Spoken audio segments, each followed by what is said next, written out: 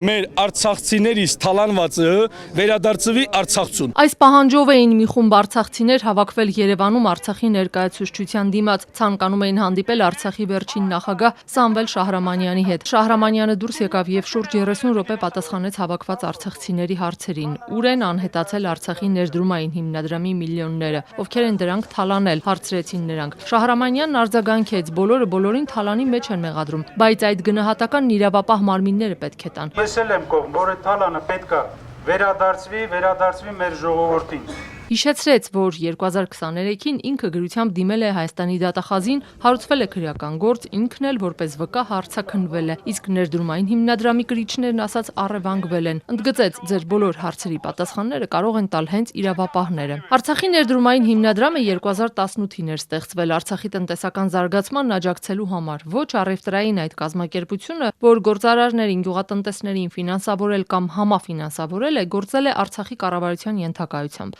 Ակցիայի առաջնորդներից Նահապետ Սարգսյանն ու Արթուր Օսիպյանը մի քանի անգամ պնդեցին հրապարակել այդ հիմնադրամից գումարներ ստացած հայտնի անունները եւ ոչ միայն։ Հրապարակումը ներդրումային հիմնադրամի, գյուղաճակցության հիմնադրամի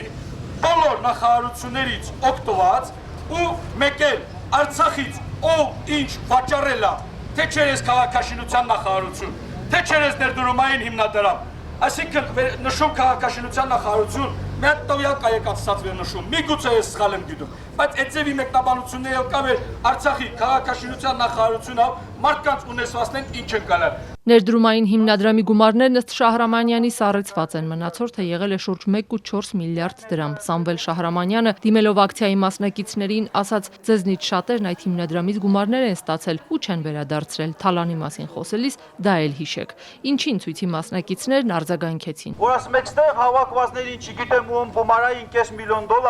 հավատացեք, հիմնադրամում այնպիսի գումարներ է յուրացվել, որ $5 միլիոն այսքանի մեջի բաժանած, դա սովորական մարդիկ են երևի մեկը մի 5 միլիոն դրամ, 10 միլիոն դրամ վարկա վերցրել։ Մենք խոսում ենք, պարոն Շահրամանյան, դուք էլ տեղյակ եք, նամանավանդ 2 տարի ԱԱԾ-ի պետ եք եղել Արցախում։ Ու Արցախը գիտենք, Տելեկոմով, ոսկի հանքով ոնց է թալանվել ու որոշ վերնախավով։ Մի բան էլ չեք արել։ Սամվել Շահրամանյանը խոստացավ երկուշաբթի ընդունել ակցիայի մասնակիցներին եւ աջակցել, որ հանդիպումներ կազմակերպվեն իրավապահ մարմինների հետ։ Ներդրումային հիմնադրամի ու իրենց նշած թալանի վերաբերյալ հարցերի հասցեատերերն ըստ նրա իրավապահներն են։ Ակցիայի ավարտից հետո Շահրամանյանը պատասխանեց լրագրողների հարցերին։ Հարց հնչեց. այս ցույցն ուղղորդված համարում եք։ Ես կողմ եմ, որպեսզի այդ կոռուպցիոն բնույթի հանցագործությունները բացահայտվեն, մեղավորները պատժվեն, վերջապես ժողովուրդը իմանա ովքեր են մեղավորները եւ դա չպրոյեկցվի բոլորի վրա։ Դա մեր համար էլ է շատ դժվար, որովհետեւ այսօր դուք ինչպես նշում եք, նախագահին է փորձում թիրախավորել, մեղադրել այն պարագայում, այն Սամվել Բաբանի կողմից ուղղորդում տեսնում եք դուք։ Ոչ, ես 3 Սամվել Բաբանի հետ քննարկել եմ, ինքը կտրուկ մերժել է իր հնարավոր ինչ-որ առնչությունում այս բողոքի ակցիային։ Արցախցիների մեկ այլ խումբ էլ ազատության հրապարակում է վրան տեղադրել։ Լրագրողների հարցին ինչու չեք գնում այնտեղ ու հանդիպում նախաձեռնողների հետ, Շահրամանյանն ասաց։ Որովհետեւ խնդիր չունենք մեր ժողովրդի կողքը կանգնելու, մենք այդ հարցերը քննարկում ենք եւ այդ նպատակը։ Մեծ հանրահավաքի ժամանակ էլ մենք ձեզ չտեսանք, ինչու չեք մասնակցում հանրահավաքներին։ Տեսակ, բայց իմ բոլոր հարազատները ընտանիքի Լավ, դուք ինչու անձամբ չեք մասնակցում հանրահավաքներին Արցախցիների։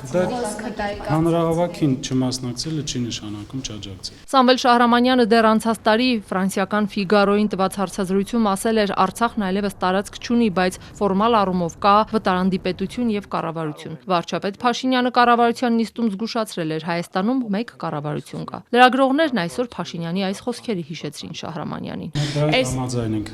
Չկա Հայաստանի Հանրապետությունում երկրորդ կառավարություն, կա մեկ Հայաստանի Հանրապետության կառավարություն։ Մենք երբևիցե մեզ չենք համարում, որ մենք Հայաստանի կառավարություն ենք։ Արցախի վերջին նախագահը լրագրողների հետ զրույցում ասաց վարչապետ Փաշինյանի հետ այս ընթացքում շփում չի ունեցել։ Խոսելով իշխանությունների կողմից արած Արցախի էջը փակված համարելու հայտարարություններից, ադրբեջանական ռազմական լայնածավալ հարձակումից հետո Արցախի լուծարման համաձայնագիրը ստորագրած Շահրամանյանն ասաց, քանի դեռ բռնի տեղահանված արցախցիները իրենց հայրենիք վերադառնալու արժանապատիվ հնարավորություն չունեն, այդ էջը փակված չէ։ Հայտարարեց, որ դեմ են Մինսկի խմբի լուծարմանը, Հայաստանը պատրաստ է դա անել հայ-ադրբեջանական խաղաղության պայմանագրի ստորագրման հետ միաժամանակ 3 խորհրդանում հայտարարեց վարչապետը։ Այդ որոշումները Արցախ էջը փակելու, Միսկի խումբը լուծարելու, դա հայտարարում է Հայաստանի իշխանությունները եւ ես ակնկալում եմ նաեւ Հայաստանի քաղաքացիները արձագանք։ Բողոքի ակցիայի այսօրվա մասնակիցները նաեւ իրենց սոցիալական հարցերից էին խոսում, ընդգծում ծայրահեղ վիճակում են։ Շահրամանյանն ասաց, որ ասել Հայաստանի կառավարությունը ոչինչ չի ասում, դա սխալ կլինի, որովհետեւ լուրջ ֆինանսական միջոցներ են ուղղվում այդ ուղղությամբ։ Բայց դա բավարար չէ, որպեսզի արցախցիները արժանապատիվ կարողանան ինտեգրվել եւ շարունակել ապրել Հայաստանի Հանրապետությունում։ Ես նաեւ գիտեմ այդ հարցն էլ կառաջանա ձեր մոտ։ Արցախցիները իրենց համարում են Հայաստանի քաղաքացի, որովհետեւ իրենք ունեն համապատասխան անձնագրեր եւ ոչինչով չեն տարբերում Հայաստանի քաղաքացիներից։ Անդրադառնալով իրեն վերագրվող հարստությանը Շահրամանյանն ասաց Երևանում 2 սենյականոց ու 60 քառակուսի մետրանոց իր բնակարանը գնել է 2012-ին ու հիմա այնտեղ ապրում է իր 5 հոգանոց ընտանիքով։ Իսկ հարցին թե Սամվել Բաբայանն էլ է հավակնում Արցախի նախագահի պաշտոնում առաջադրվել, ասաց. Ես կառաջարկեի Սամվել Բաբայանից հարցնեք։ Ֆորմալ առումով Շահրամանյանի պաշտոնավարումը 1 ամսից կավարտվի, բայց դա չի նշանակում, որ նորը չի լինի։ Արցախի падգամավորներն օրերս նիստ էին հրավիրել օրենսդրական փոփոխություններով կարգավորելու նախագահի հետագա պաշտոնավարման հարցը, որ պահպանվեն նախագահի համակարգը։ Արցախցիներն ասում են, դա իրենց իրավունքները պաշտպանելու համար է։